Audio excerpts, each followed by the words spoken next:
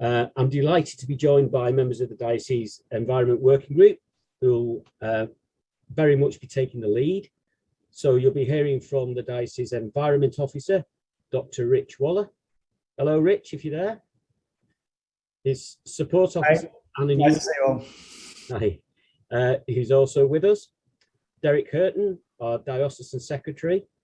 And finally, Vernon Ross, the lead Archdeacon in environmental matters, is here too. Good to see everyone.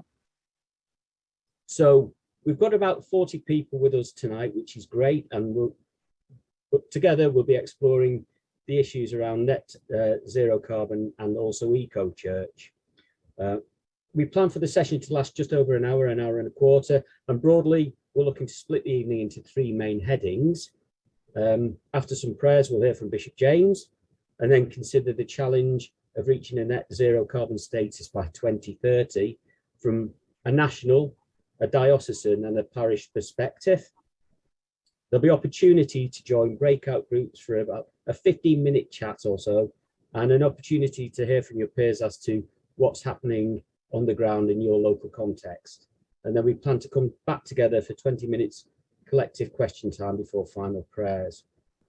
The plans that we finish around about 8:40, 8:45, so plenty to come over the next hour or so. But before all of that busyness, let's pause for some reflection and prayer. Vernon. Thank you, Dave. Let's begin with a couple of short verses from the Bible and then a prayer. The earth is the Lord's and everything in it, the world and all who live in it. But he founded it on the seas and established it on the water. Psalm 24:1. And then Genesis chapter 9. Then God said to Noah and to his sons with him, I establish my covenant with you and with your descendants after you, and with every living creature that was with you, the birds, the livestock, and all the wild animals, all those that came out of the ark with you, every living creature on earth. Let's pause and remember that caring for creation is actually part of our God-given work as Christians, and that it's not our planet, but God's. So let us pray. God of creation, enable us to tread gently in your world, to care deeply for the gift of creation all around us, to speak boldly for the need of change, and to follow daily in the steps of Jesus Christ our Lord. Amen.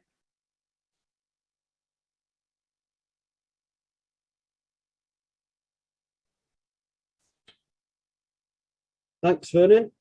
Okay, a chance now to hear from Bishop James, who's kindly taken time out of a very busy schedule to provide a short filmed message.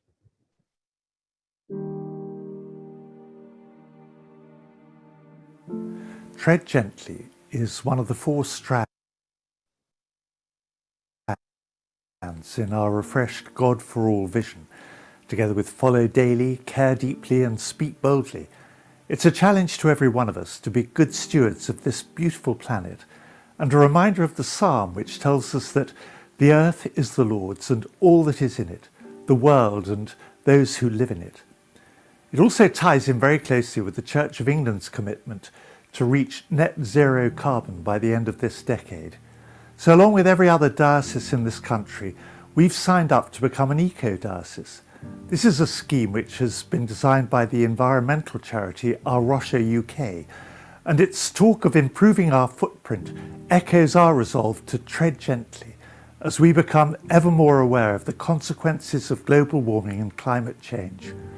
What's more, as with so much of our mission and ministry, we'll be walking this path alongside our ecumenical partners. We're all acutely conscious of the way in which what we do or fail to do in Cumbria has an impact on people who live thousands of miles away. And we know that it's usually the poorest and most deprived on the globe who are being or will be affected most. Of course, we have already made a start on all this with our 2 hydro schemes, which provide renewable energy for the grid. But the eco-diocese aspiration takes us far beyond that and involves both every church and every member of every church. We'll all be looking at ways in which we can reduce energy use, protect natural habitats, keep our buildings safe and healthy, and lessen pressure on our local water supply, not to mention reducing waste and recycling paper, glass, and plastic. Creation care is a deeply biblical concept. It's a basic aspect of what it means to believe in God as our Creator and Jesus as our Redeemer. So I look forward to sharing this journey with you, not only for our own sake, but for our children, our grandchildren, and our fellow human beings throughout the world.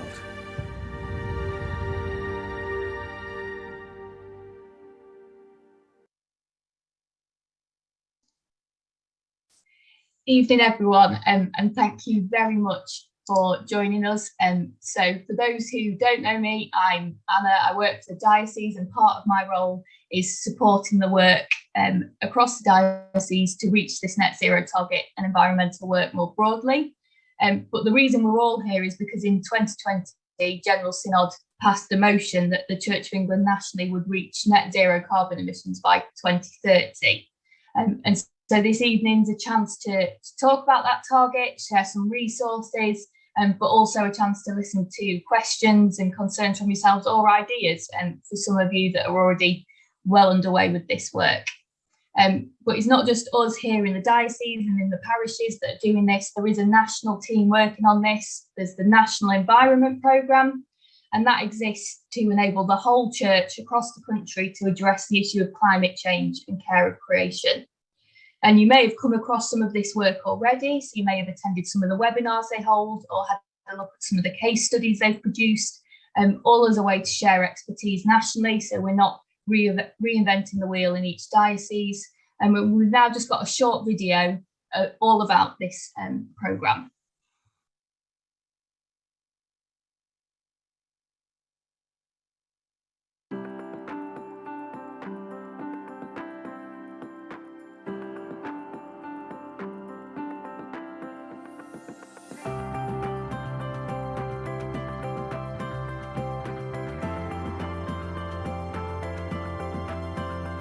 This is something that goes back to the Bible and to the book of Genesis and the stories of creation.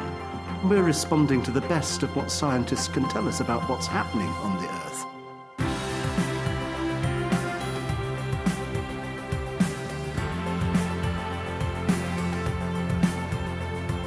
We're trying to make sure that our actions speak as loud as our words.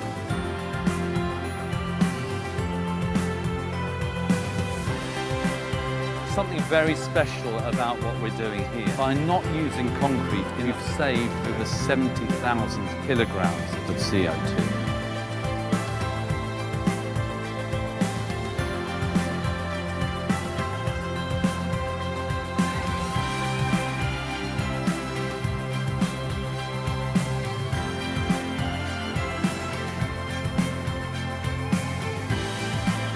We're making marvellous strides towards renewable energy, and I think there are some encouraging signs, but my God, we've got to work hard.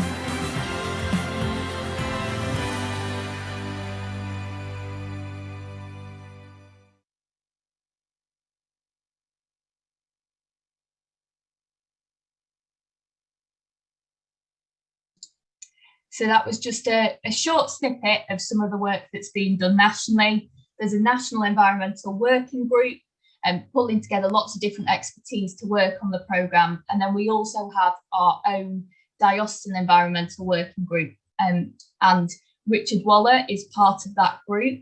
And with this, I'll just hand back to Dave, who will be able to introduce this next session and lead into what Richard's going to talk to us about.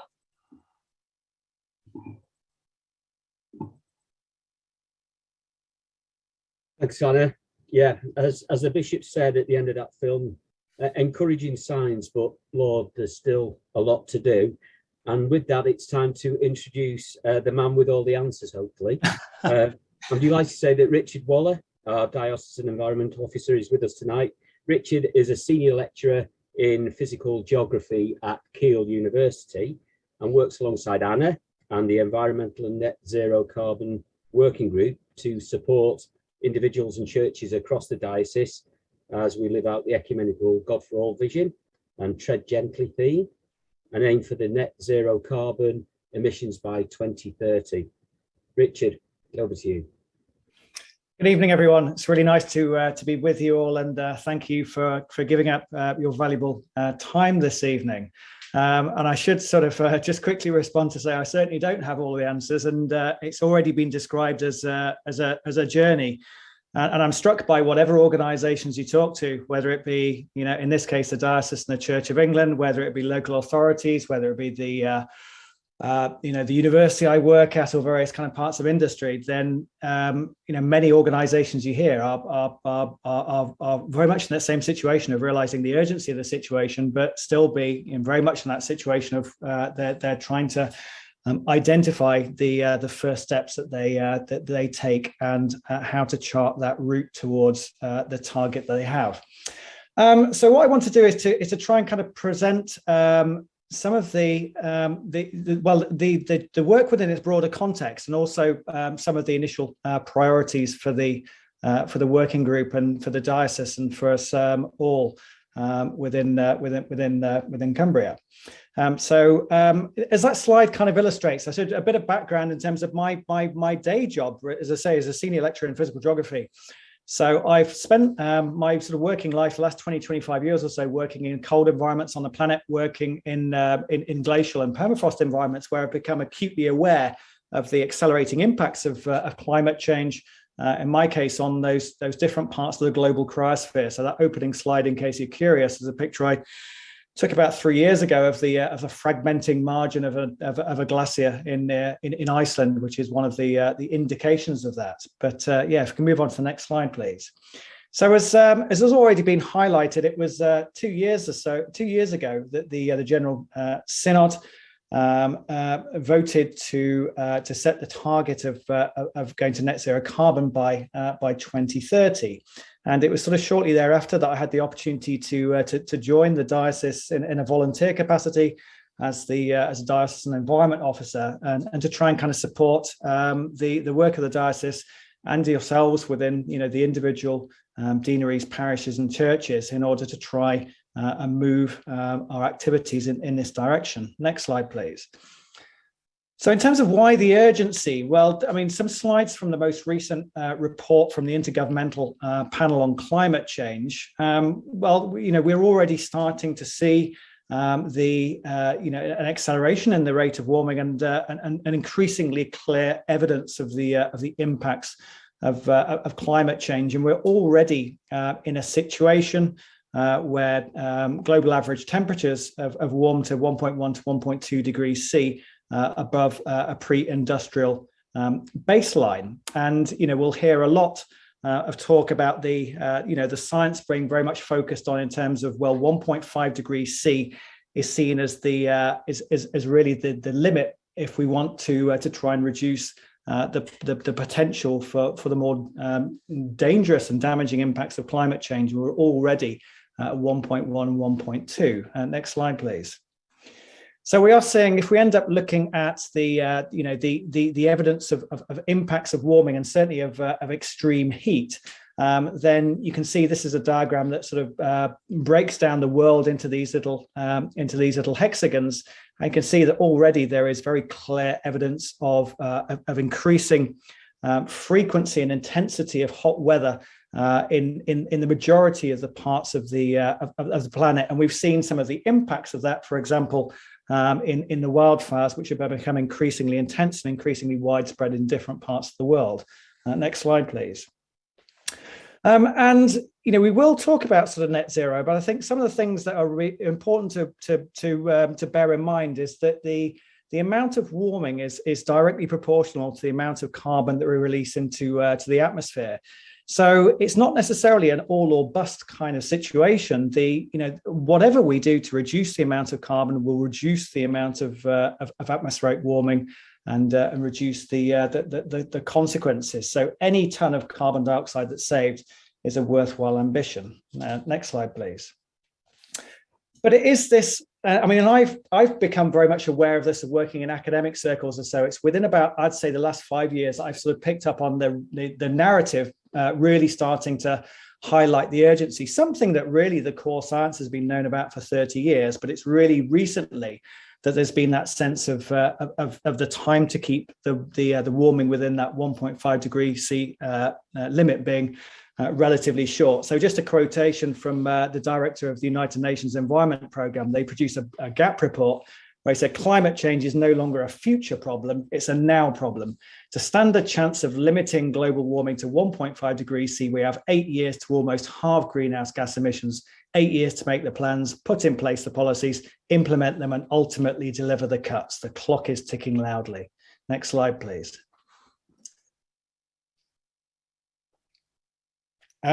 So, you know, whether we are discussing this from the perspective of the planet, as the United Kingdom, the Church of England, the diocese, or individual churches, then, you know, we are all, if we want to avoid that warming, you can kind of see on the green line where we need to go in terms of the emissions. You know, there needs to be deep and immediate cuts in those emissions as a real priority. Next slide, please. And I think it was interesting that at the time of COP26, that I'm sure we all followed with interest last November, that there was this declaration that was made by the Archbishop and other leaders of faith communities who highlighted a need to respond to this challenge by reflecting deeply in prayer, meditation, and worship in relation to the care for creation, making transformational change in our own lives and in the lives of our communities through individual and collective action, which neatly encapsulates why we're here this evening, and being advocates for justice by calling on governments, businesses, and others who exercise power to put into effect the Paris Agreement. Next slide, please. And of course, as already been highlighted, to give this more of a local focus, then it's incorporated within the 5 marks of mission that we've already heard from the bishop, in particular in relation to that final one, to strive to safeguard the integrity of creation and sustain and renew the life of Earth. Next slide, please. So what is net zero? So net zero is really a situation in which we are now no longer, you know, we're not releasing any more carbon into the environment that can't be absorbed into things like vegetation or into the ocean. So we can liken it in this case to this bucket. You know, the full bucket would be 1.5 degrees C. Our historic emissions have already almost filled the bucket, so there's not much left that we can emit and stay within that. So the ways in which we can stay within net zero are either to reduce our emissions and reduce the rate at which we're filling that bucket. So energy efficiency, increased use of renewable energy, or indeed having, you know, we would all like to meet up face to face, but having online meetings and not traveling is associated with a carbon saving. Or alternatively, increasing the environment's ability to capture and store carbon through things like tree planting, peatland restoration, and increasing soil carbon, which would be in a way, you know, emptying the bucket. Next slide, please. So in terms of the diocese, and certainly the recommendation from the church nationally, is to focus first and foremost on what are known as scope 1 and scope 2 emissions. So they're associated with really heating and lighting our buildings. So to reduce our scope 1 emissions, so those are literally the gas or the oil and any other fuels that we're burning, for example, to heat our buildings, and the scope 2 are the emissions associated with the electricity that we're using to power those buildings. And so very much the focus in the first instance has been on those energy uses in all of those different parts of our diocese, whether they be churches, the cathedrals, schools, the clergy housing, the diocesan offices, and places like Rydal Hall, and also then starting to look at things like, for the diocese, certainly work-related travel. Next click, please. But I think it's worthwhile bearing that whilst those are the initial areas of focus for the Church of England generally and within the diocese, it is worthwhile reflecting there are ways in which it's within our ability to try and influence reductions elsewhere. For example, looking at any opportunities to reduce the greenhouse gas emissions of our church community and of parishioners. Next slide, please. When the last time, I think, was in 2012 that the church looked at its carbon footprint, and unsurprisingly, as this pie chart illustrates, it was its built estate, and in particular things like the churches, for example. You can see the sort of like the percentages there, which were key to its carbon emissions. You can see the estimate here from 2012 was somewhere between 600,000 and 1 million tons of carbon a year, related to the energy use within those buildings, relating to the heating or power. Next slide, please. So the starting point has been very much in terms of buildings, energy use, and the energy footprinting tool, which I'm sure many of you have been having a look at, trying out, in some cases maybe sort of struggling, and it'd be really interesting to get that sense this evening of how you've got on with that. So the next click, I think, just highlights, we've all got these, this sense of where do we start? And the advice for us in the Church of England was, if you have time to do one thing, is trying to encourage as many parishes as possible to complete the energy footprint tool. Next slide, please.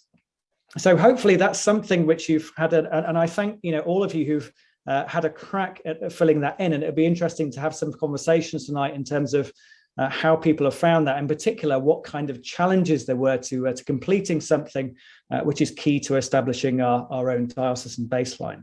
Next slide, please.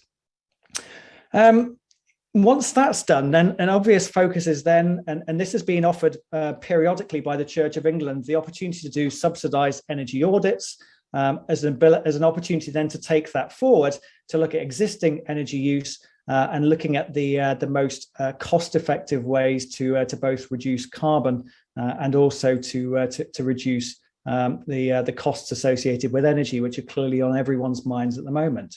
Next slide, please.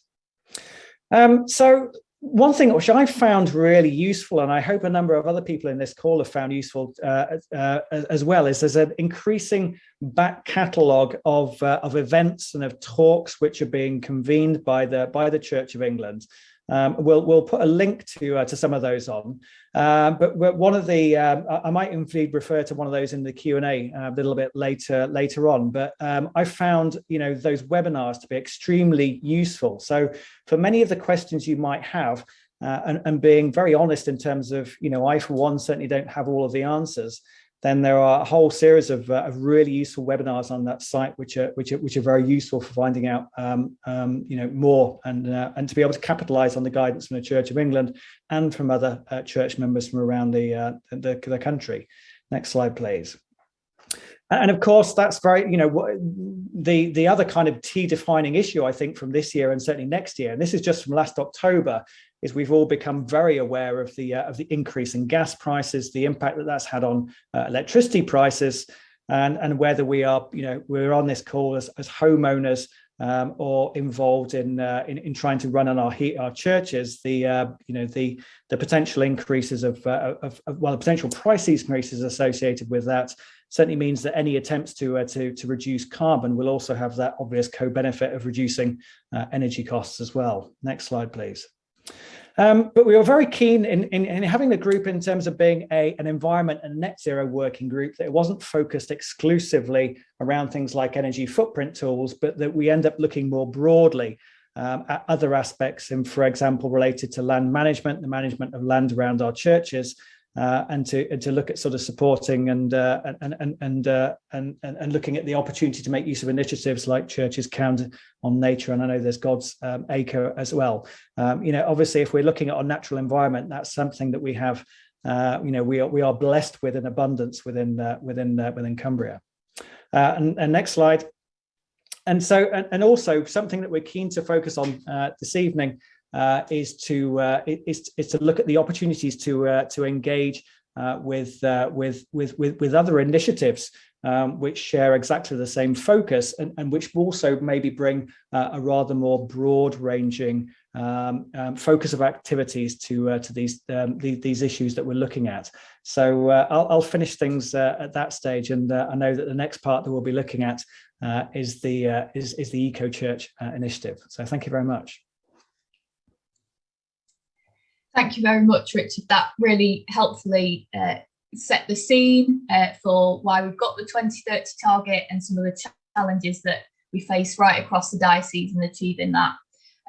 But we know that things are already happening at parish level, as Richard has hinted at, with regards to the eco-church scheme. And I was delighted recently to be able to go and visit one of our gold eco-church awarded churches in the diocese and hear all about the work that this particular congregation has been doing to tread gently.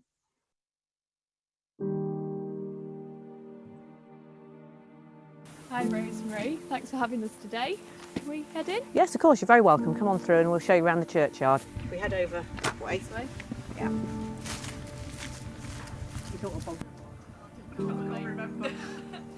I'm not the plant expert. So firstly, what is eco-church? Right, well, in its simplest form, it is an award scheme, or if you like, an accreditation scheme, run by A. Rocha for churches to prove how environmentally friendly they are. And at its most basic, you simply fill in an online questionnaire. There's almost like a petrol gauge that goes up showing what level of award you've reached, which is either bronze, silver or gold. And once you've completed that questionnaire, you can submit it and A. Rocha will get back to you to say whether they've granted the award or not. So when and why did you decide to pursue it here at St Cuthbert's? The trigger was actually a conference that we went to at Keswick School called Caring for Our Common Home. There were various workshops and I attended one about eco-church because I thought it sounded very interesting. I'd never heard of it before. I came away thinking this is something that we could really do to prove that Lawton can do its bit for the environment. And also I appreciated that it was a really good way of reaching out to the rest of the community, not just the people who came to church every Sunday. The first step was to present what I had found at the conference to our PCC, and they gave approval for us to progress towards applying for our Bronze Award. What was the process like then? What were some of the challenges? What were some of the high points? We started to plan for a launch day in July 2019. But in the meantime, we actually completed the questionnaire for our Bronze Award and were thrilled to find out that we qualified even really before we'd done very much. So we were actually able to, at the launch day, we were actually able to present the certificate and the plaque, which is at the back of church here. We had 40 or 50 people turn up, most of which I'd say weren't regular churchgoers. A lot of them put their names down for helping with things, particularly in the wildlife area. There are various categories within the Eco-Church Award. There's land and buildings, worship, community outreach and global things. And for us, the building proved very difficult because there's very little we can do with it. You know, we can't put in proper double glazing, we can't put in a false ceiling to insulate. And getting the building into the gold category was difficult. Gold is hard work, and you have to justify everything you said. You can't just fill in the questionnaire. So we had to write quite a long presentation, and then were grilled by two people from A. Rocha about, you know, what gold for us really meant. The final challenge is making sure you keep up the momentum. You know, we got gold in November 2020. But you need to keep things up. So we've recently carried out a lifestyle audit questionnaire, which we're currently reviewing the results of. Some top tips for other churches starting to look at doing the Eco-Church Award? Definitely get a project team together because it's a lot for one person to do. And also, you know, that's not really the idea. So definitely get a team together. And one of the things I did was I allocated each of the 5 areas to a different member of the team so that they could lead in that particular area. Publicise it as widely as possible. Talk to other churches. So I've now done quite a lot of mentoring for other churches who are setting off. And reach out to other parts of the community. We've got links with the local school, we did a wildlife survey with them, and we've got links with the parish council, and we had a joint event where we created wildflower meadows both in the churchyard and in the green spaces in the village. And the final thing is, if you are going to go for gold, don't underestimate how much work there is involved.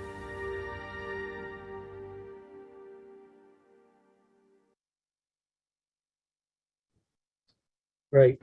Thanks to Rosemary for taking the time out to film with us and to pass on some of the tips there, which hopefully will help other churches. that film, just so you know, will be uploaded in when we've had the second net zero forum. After that, it'll be uploaded to the Diocesan YouTube channel and to the environment pages of the website too, as an extra resource for people. Okay, well, staying with the parish perspective, and I'm delighted to say that I'm joined now by Pam Martin, who's a member of the congregation at St John's Levens and someone who led her church towards Cumbria's first Eco Church Gold Award. I think that's right. I'm just going to stop the screen share and hopefully Pam will be there. You're just muted there, Pam. Yeah, sorry. Yeah, you're still muted. Let's see if we can unmute you. Is that better? Hi, Pam. Yeah, hi, good evening. Good evening, everyone. Okay, it's great to have you with us. So you achieved gold in, I think it was 2017, is that correct? That's right, yep. Yeah. How's it been since then in terms of keeping everything eco going along? Actually very easy. When we first started out, we started with Eco Congregation 15 years ago. And I had a public meeting and the only people who turned up were the warden who felt he should, my husband and the vicar. When we had our first award from Eco Congregation, I invited people to come to the assessment and 12 people came.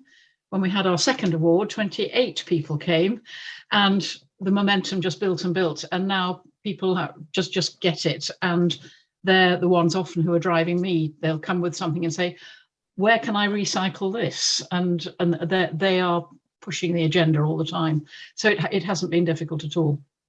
So in terms of a collective journey, you've absolutely you explained how that's happened, but it's also been a personal journey for you as well, hasn't it? Because your role has now morphed into an eco church assessor, as I understand it. Yeah, yes. I mean, I put a previous church through the Eco Congregation process and was then invited to become an assessor.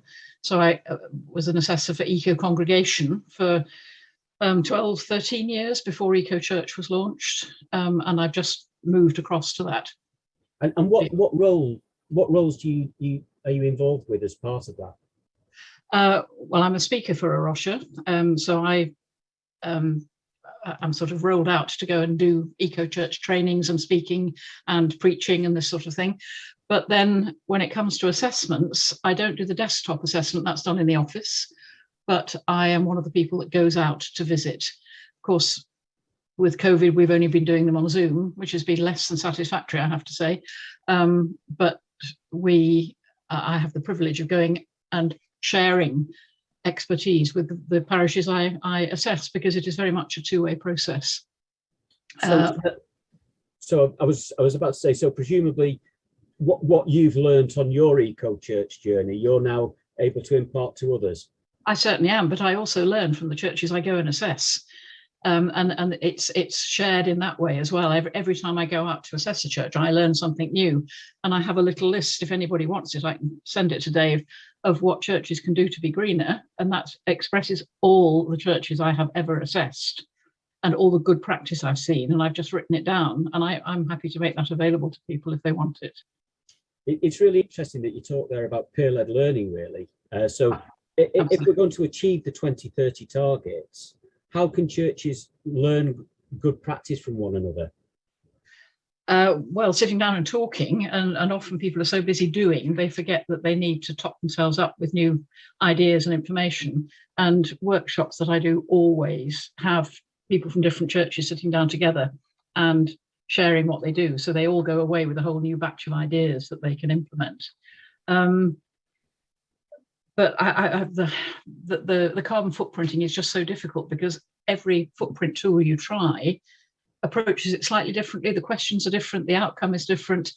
And I think you just have to grit your teeth and say, it's really important. We may not ever get a finite number, but we need to reduce in every way we possibly can and just keep moving down. So it's important to consider local context within all. Absolutely, absolutely, yeah.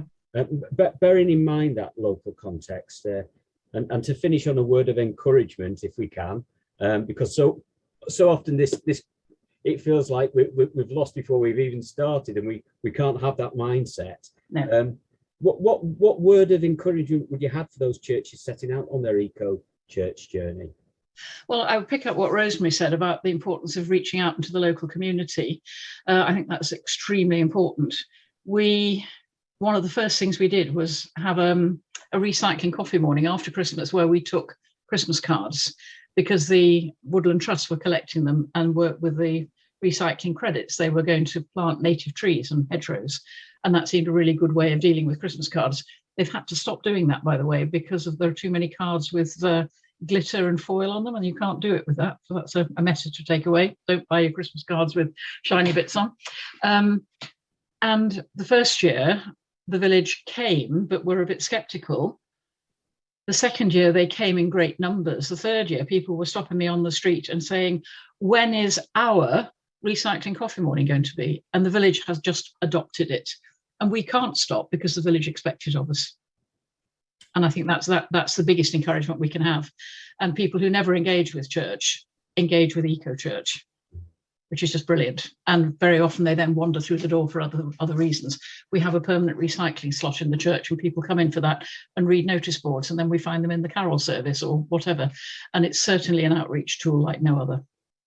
That's fantastic to hear. Pam, I really appreciate you taking the time out to join us tonight. I'm sure that some of Pam's experiences we'll be able to draw on us through resources that we'll look to push out following this Net Zero Forum. I'm now going to say the dreaded two words, which are breakout rooms. So prepare yourselves, everyone, and don't run off. I'm just going to share the screen again, if I may.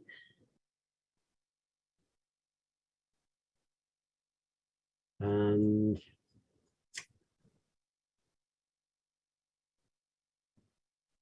hopefully people are now seeing a slide which details the breakout rooms. So for the next 15 minutes or so, we want to open up breakout rooms to enable you to chat amongst yourselves, and to help kickstart those conversations, you'll see that we've detailed 3 questions that we'd like you to consider. So the first is, so what environmental net zero work are you already involved with? What concerns do you have about the net zero target? And the third one talks about, would you be interested in attending an eco church event? Now, just to put that into context, that would be a face-to-face event, which there'd be practical support and advice on how to go about completing a Rocher forms, etc. So that's really the context that we're asking the third question in. Now, it'd be great if you could make a quick note of the questions now. And we'd really like it if someone within your group, and it should be about groups of 4 people or so, if someone could please just keep some very brief notes or bullet points, which you could feed back to us via the email address, which is on the screen. That's environment@carlislediocese.org.uk. It really helps us if in those brief notes you're able to say which church or mission communities you're representing, so that we're able to pick up on particular good work in particular areas and look to share that further. So 15 minutes in breakout rooms, and we'll send each breakout room a reminder with the 3 questions too. That's great, thanks. Okay, I think everybody is back. Hope you've enjoyed being able to find out a little more from your colleagues as to what they're up to in terms of net zero targets. Just a quick reminder, if you could please feed back on those discussions to the email address on the screen now, environment@carlislediocese.org.uk, that would be really helpful. Okay, so we've now a final 20 minutes or so to open up the forum for questions, and the panel of experts are ready to answer. If there are any particular technical questions that we can't help you with immediately, please be assured that we'll get back to you with answers as soon as possible. A reminder to use the chat facility or to digitally raise your hand to ask the questions. But to start us off, and I'm going to stop the screen share so people can see each other. We've had some questions submitted already, which is really helpful. So the first question to Richard, if possible, and this brings together two questions actually, Richard. We're asked, our church building is a very large, drafty Victorian building. What practical steps can we take to try and make the building warmer and more energy efficient that we could realistically afford? Now that sits alongside a similar question, which asks, many of our churches are unable to be deemed carbon neutral because of their age and structure. The cost would be prohibitive. What can we do collectively and sustainably to make our efforts as effective as possible in this case? No, thank you very much for that. I think it's worthwhile starting off by saying I think one of the biggest challenges we face as a nation is that whole need to retrofit our existing housing stock, and we end up thinking, well, if that's a challenge for just thinking about domestic properties, then it's the magnitude of that challenge, and also sort of selecting those solutions is more complicated still if we think about historic buildings. I think the thing that I've found really useful, this is where I go back to, I've really benefited from, I'm not a trained sort of energy auditor or involved in retrofit, although it's something I'm looking at doing some training on over the course of the coming year. But I found some of the webinars to be really useful that the Church of England have been running throughout the course of the last 18 months or so. And so I'll put a link into the chat, and I guess we can always share these afterwards. But there was one by a guy called Matt Fulford on housekeeping and quick wins. And he said, well, and I'm guilty of this, you end up from a domestic perspective, immediately thinking about, do we put solar PV on, or people start to talk about heat pumps, et cetera, et cetera. But his sort of guidance, certainly in the first instance, was in terms of, get those basics right to start off with, in terms of things like checking your energy bills in the first instance and making sure that you're not paying VAT. I mean, that's more of a financial thing rather than, and this is related to his experiences, things like just making sure that we end up sort of there's someone who's reading the meter regularly, submitting those readings and really sort of monitoring energy consumption. So there's been the sort of suggestions of, and I think some churches have had an energy champion and someone who's just had that role and responsibility for periodically. And I can see Philip from my own church on the corner of my screen, who I know has been doing that in terms of just paying much more sort of attention to that sort of that weekly and seasonal change in energy usage, whether that gas, electricity, or potentially with oil. The other kind of the simple things would be, and it seems like a small thing in terms of swapping out all of the bulbs for LEDs. But I guess those are the kinds of things which can be a useful practical starting point. And it's interesting to note that as a country, we've actually made quite significant reductions in our electrical energy usage as a result of all of those bulbs and street lights and domestic lighting around the country as a whole being switched to LED. It seems like a small thing, but when you end up thinking that, back in the day, I remember having those incandescent bulbs and it's 100 watts. And now you have something with the same light output and it's like 6 watts. It's a massive reduction, even though they're small. So it's one of those things where collectively that can make a big change. The other things that he suggested as well were switch supplier. That's become rather more problematic recently as that sort of market model has become more challenging. But I suppose the other element as well, and I think something which is where potentially we can get some some sort of guidance within individual churches is optimizing those heating systems that we have already. So some of the things that he mentioned already, he said in his experience, typically things like frost stats will be set too high. And boiler settings are the kinds of things, that potentially there may be some optimization and some changes to the boiler settings that for the same degree of sort of like comfort, might be able to yield some sort of savings of 20%or so in terms of energy usage. So it might be simple as related to the timing. It might be related to tweaking the temperatures related to that. And I've heard that, again, that's something which is more of a problem sort of across the whole of the country.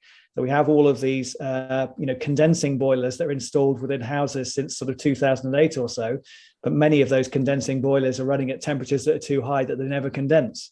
So there's probably a lot of work that we could all do in a variety of different situations of making sure that we just use the existing technologies we've got that bit better. And the final things to mention are, was something which I know the Church of, it's closed at the moment, but the Church of England has I don't know whether it's every year or so, will typically announce that they have a series of subsidized energy audits.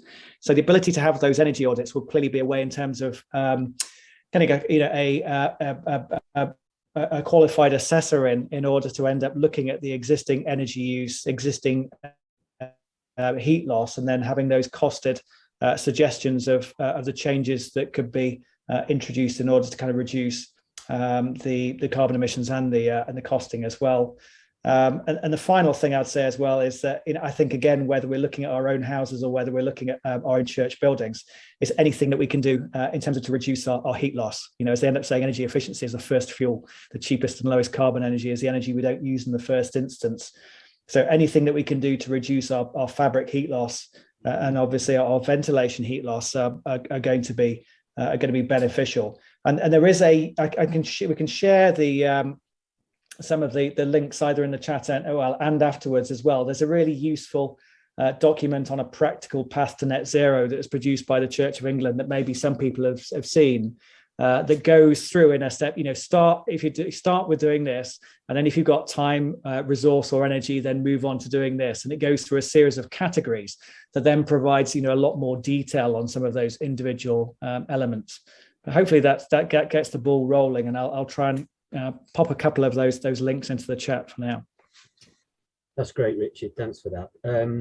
One for Anna, a question here. Are you able to recommend a simple, free building energy use calculator, please?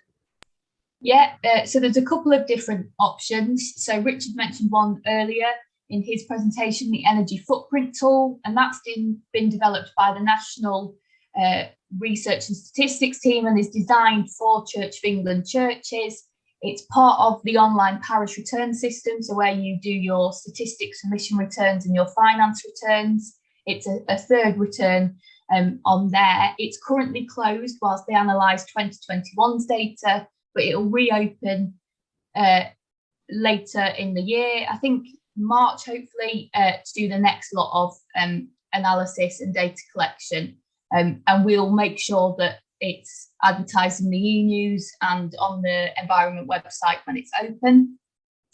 The other one I can recommend is the 360 carbon calculator, and I'll pop a link to that in the chat. And that one is designed, it's not specifically Church of England churches, but it's designed for churches more broadly, so any denomination can use it. I've not tried it, so I can't say what it's like to use in practice, but I've heard lots of good things about it. And if you're wanting to make a start before the energy footprint tool reopens for the next lot of data collection, then that's one that I would suggest. Yeah, sorry, that's the one I was trying to mention within our breakout group. It's really helpful. That's great. Thanks, Anna. A couple of questions again on a similar theme. Perhaps Vernon, you could come in on this, and it's basically around the potential conflict that people see between building heritage and the fabric of the building and work to achieve net zero. So can the diocese comment on how potential conflicts between works to achieve net zero and building heritage issues can be dealt with? And on a similar theme, how does the archaic workings of the C of E's faculties fit in with the potential for change of building structures and services, for instance, heating, ventilation, etc.? Thank you, Dave. I'll start with the arcane structure of the Church of England. The answer to the second one is the faculty process is being reviewed was being reviewed in General Synod this afternoon, so it'll be interesting to know which way the vote went.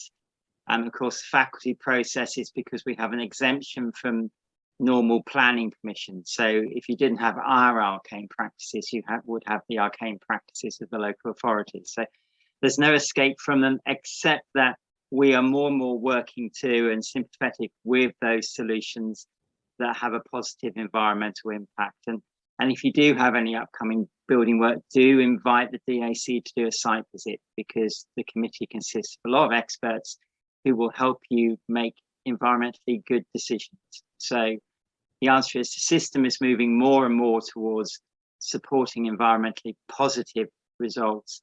And we've got quite a few experts on the DAC, not the archdeacons or the lay people, who can feed into you making good decisions. So it's important, it's at top of our agenda. In terms of the conflicts, I think there is less and less of a conflict because we're trying to bring the two together. Thanks, Ferdinand. Just a reminder that if people do want to ask questions, please put them in the chat and or raise your hand. If you raise your hand, I think you'll go to the top of my screen, so I'll see you. But we're really keen to hear from you as well as within this section of this evening. A question for Derek. Given how cash-strapped small rural parishes are and how difficult some carbon mitigating measures will be to achieve in a Grade 2 listed building, why is the C of E pushing for 2030 when the government has set a date of 2050? Is this a way to quietly close rural churches and disband rural parishes? Thanks for the question, Dave, and thanks to whoever asked that one. I always love questions like this. To answer the second part first, is this a way to quietly close rural churches? I hope I don't need to say no. And I say that as someone who personally I think it's a tragedy when any church closes. I live in a village on the fell side, which has, I don't know, maybe 100 people living in it.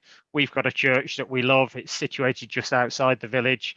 I couldn't do my job if there was an agenda to close churches like the one that's in our village. So there's absolutely no agenda. I think in terms of this, why is the Church of England pushing for 2030 instead of 2050? There's an interesting sort of subplot to this, which is, why did the church end up with 2030? And the answer is because there was a resolution that went to the church's General Synod, which is the elected body which governs the Church of England, which is made up of people, lay people and clergy from parishes around the country. And the resolution that went to General Synod from the establishment of the church was to hit a date of 2045. And one of the members of General Synod put an amendment forward to that resolution to bring it forward to 2030. So in a very real sense, it is the ordinary members of the church represented on General Synod who voted for this date of 2030 instead of 2045, as would have been the case. And I feel that people voted for that because for two reasons, really. One is the sense that this is a climate emergency and not something which we can take 20, 25 years to try to sort out. It's urgent and we need to act on it sooner rather than later. And that if we say we can solve the problems by 2050, we won't actually start trying to solve them until we're in the 2040s.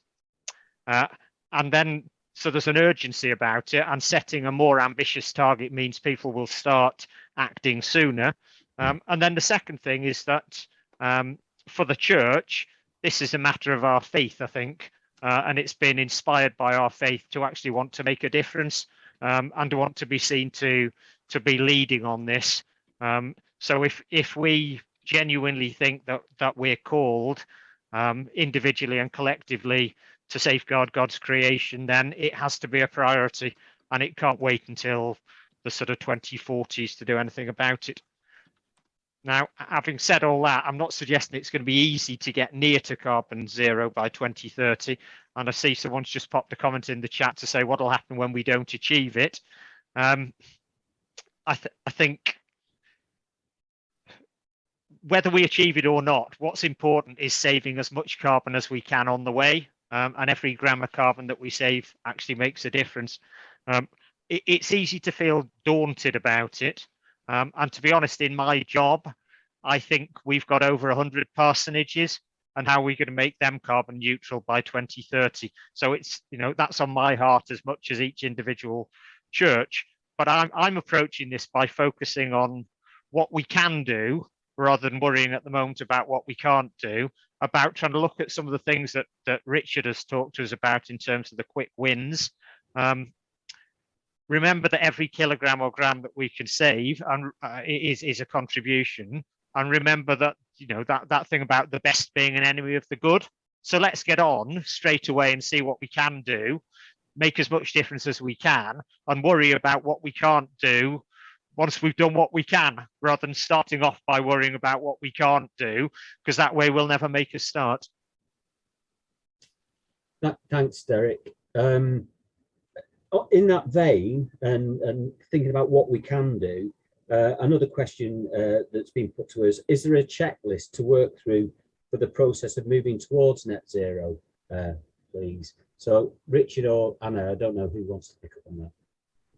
Yeah, I've just popped a link to that in the chat earlier on. There's a practical path to net zero, which is absolutely that. It is a checklist that goes through the different stages in terms of where do we start, where do we go next, getting to zero, and then sort of only if, and then probably don't do these things. So it's only 2 pages, but it provides, you know, a really good sort of starting point. So I'd thoroughly recommend. I think that's one of the most useful resources that have been provided by the Church of England centrally so far. So hopefully you can find that a little bit further up on the chat.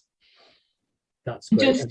Just to add, Dave, we've got a helpful resources page on the Diocese website. There's an environment section, and I'll pop a link to that resource page in the chat.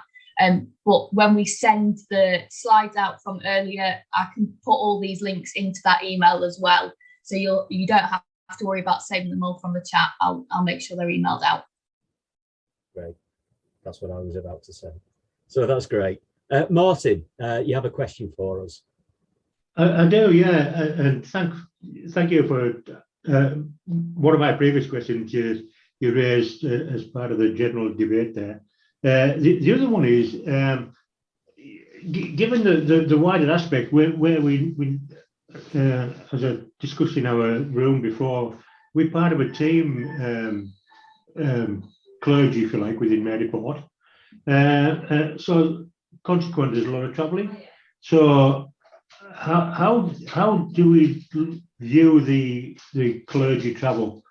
Should we be looking, you know, that we insist that clergy travel and clergy vehicles become electric, because ultimately we're paying expenses. They're using whatever car that they need to use, and that's fine currently because there's no rules on it. But I would hope to think that we move towards a view that any incumbent got a contractual element to driving electric vehicles within the work role, if you like. If you could understand, as I explained earlier, I've got 2 hats here. I actually work for DEFRA as well, who overseeing the 25-year plan for the government. So that's something I'm involved in with that. And I appreciate it's different within the church potentially, because there's no real rules on a vicar or incumbent to do that. But should we be looking at that thing? It's a bit protracted, that, but anyway, that's. I hope you've picked up on what I mean by that. Yeah, thanks for that, Derek. I don't know whether you want to pick up on any of these particular issues which Martin has just raised around a diocesan perspective and Yes. clergy.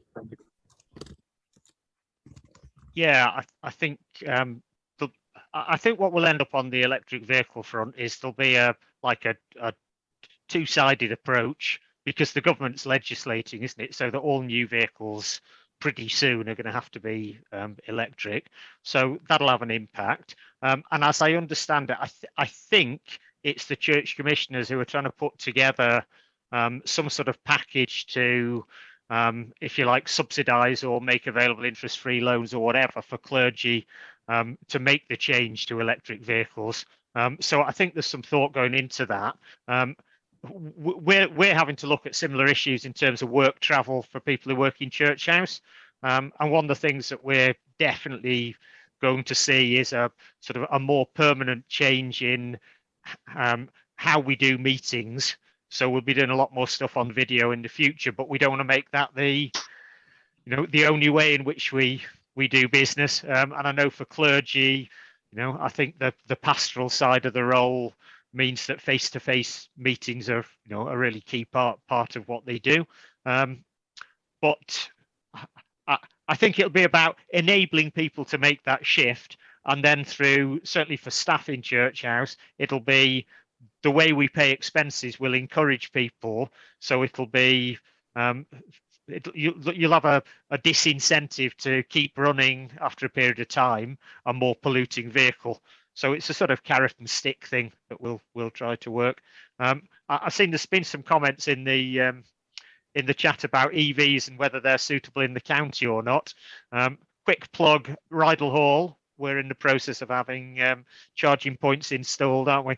And we've been having some conversations with an organisation called Charge My Street, who might be interested in putting charging points in at some church buildings where if you like, a purely commercial provider wouldn't want to put them in, but Charge My Street, who've got, I think, if they got some external funding to make it viable. I don't know, Anna might want to comment on where we're up to with that. Derek's pretty much covered it. So as he says, we're working on it at Rydal. We're just waiting on planning permission with it being a listed building. So I understand everyone's concerned about planning, because I'm dealing with that with Rydal Hall as we speak. And then we're going to look at how we can roll it out further from there. Just if I could chip in as well, say thank you very much for that question, Martin. I think, like anything else about instead of energy efficiency, as Derek said, the first thing is sort of thinking about, are there situations where we don't need to travel? Can we reduce the amount we travel? I guess whether we like it or not, the opportunity to end up having at least some of our meetings, on Zoom rather than traveling is one way of reducing that the carbon emissions. And it always strikes me, on a positive side, we've made such positive steps in the UK in terms of decarbonising our grid, really substantially reducing our amount of our reliance on coal in particular, and increasing the amount in renewables. And now it's transport, which is the single largest source of terrestrial emissions, carbon emissions in the UK. I think it's 28% of our terrestrial emissions now come from travel. So it's a really important area to highlight.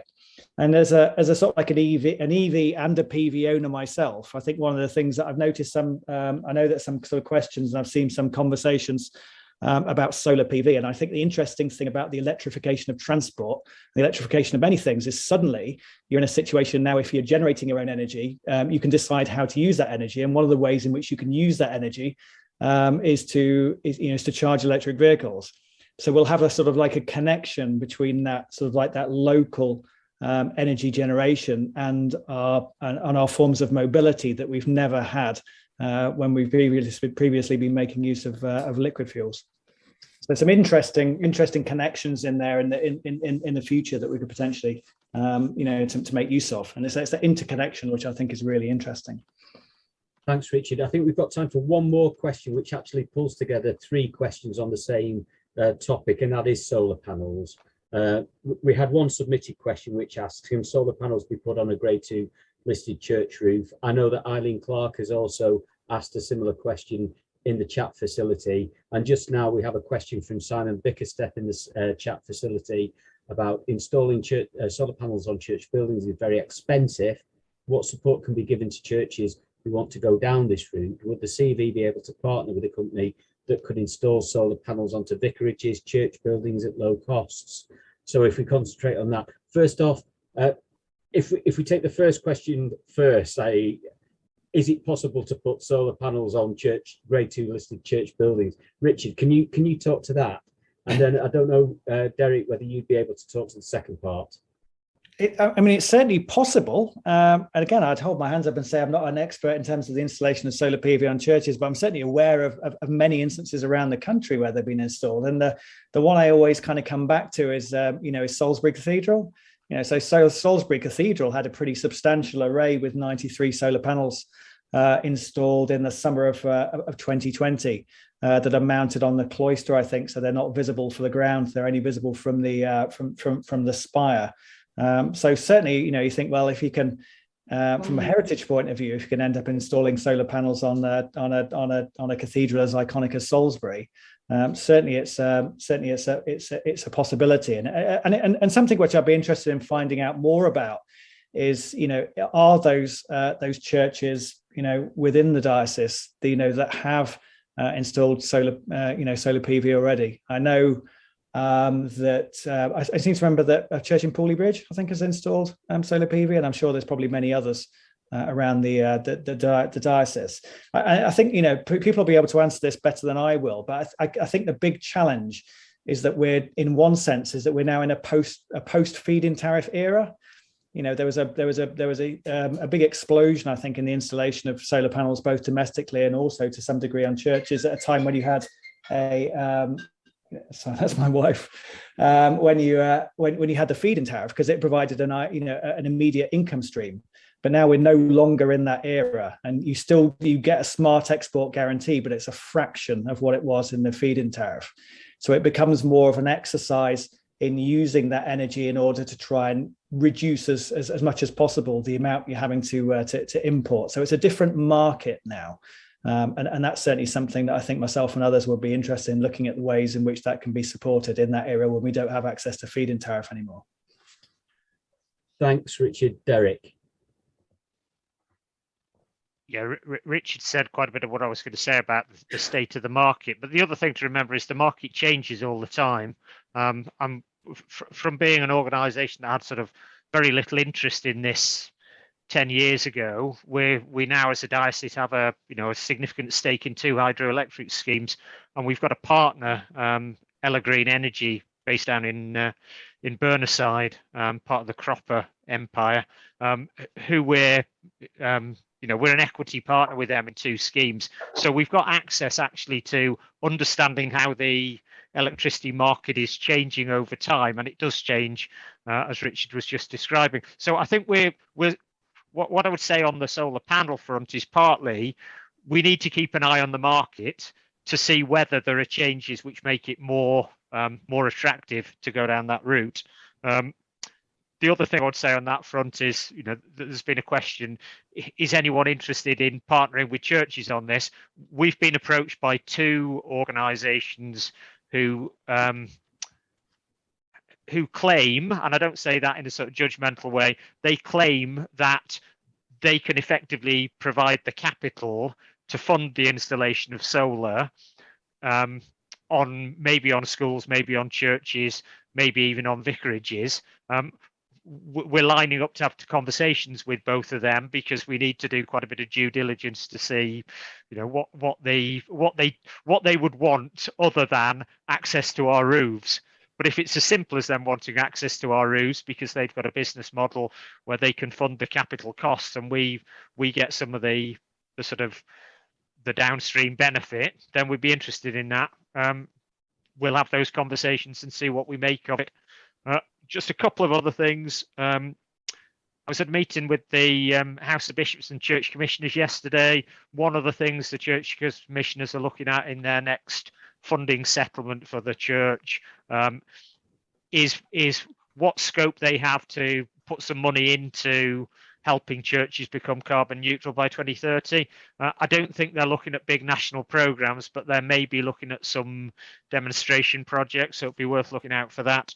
And the House of Bishops message seemed to be that the church nationally is trying to get in some conversations with government about the importance of decarbonising the whole of the church's estate, and rather than each church having to sort of start from scratch, maybe some bigger national schemes that churches can get involved in. But because our commitment was only made sort of 18 months ago or whatever, where there's a long way down the road to go before anything's formally put in place, and I think that's one of the reasons why I'm quite keen that we get on and do what we can early on to make the quick, get the quick wins Richard was talking about, but then keep an eye on things as they develop in terms of opportunities to tap into funding, partners we might work with, improvements in technology, etc. So it hasn't all got to be done sort of by the end of this year. We do what we can early on and keep an eye on how things are changing. And part of our job and Anna's job and Richard's job is going to be very much trying to keep you in touch with things as they change and as the best practice develops, so that we so that we keep you in touch with what you can do as the thing develops over time. Thanks, Derek. I'm mindful that it's just gone 9 o'clock, so if we can keep the next two comments quite brief, that would be great. Vernon.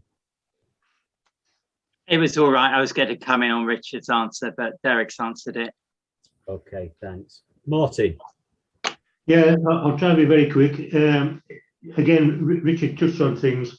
We talked about solar panels, and personally, I've got them on my house, and they work well. And he's right about the feed-in tariffs being reduced drastically and everything else. But if we were to look at that, and if we could work out how to use the potential energy saved from them, the implied cost of putting them on there, because I know, again, my church, I'm sorry for going on about that, but we're talking thousands of pounds just to put scaffolding up to get to the roof, and it's who funds that thousands of pounds, because ultimately, if we fund that thousands of pounds, that's coming out of what we give to the diocese, and do we have a fund? Do we have a carbon neutral fund, a net zero fund, or whatever that would subsidise those type of things? And I'm sure that will apply to other places as well. The fact that church buildings were never built at a low level to be accommodating to maintenance and things like that. So hopefully we can work around that, and if that is an option, look at subsidising installation of those. Thank you very much. Thanks, Martin. It's a really good point. Okay, I appreciate that we've gone slightly over, but I think it's been a really valuable conversation to be a part of. So thank you to everyone who's been here tonight. Thanks for your participation. If we've missed any particular questions, we'll check back on the chat facility and look to answer them. And as we've said previously, we'll be looking to share various materials, including PowerPoint slides and a list of helpful links from tonight's forum with you in the next few days.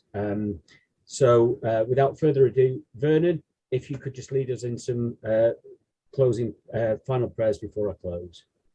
Thank you, David. And thanks to everyone for your contribution this evening.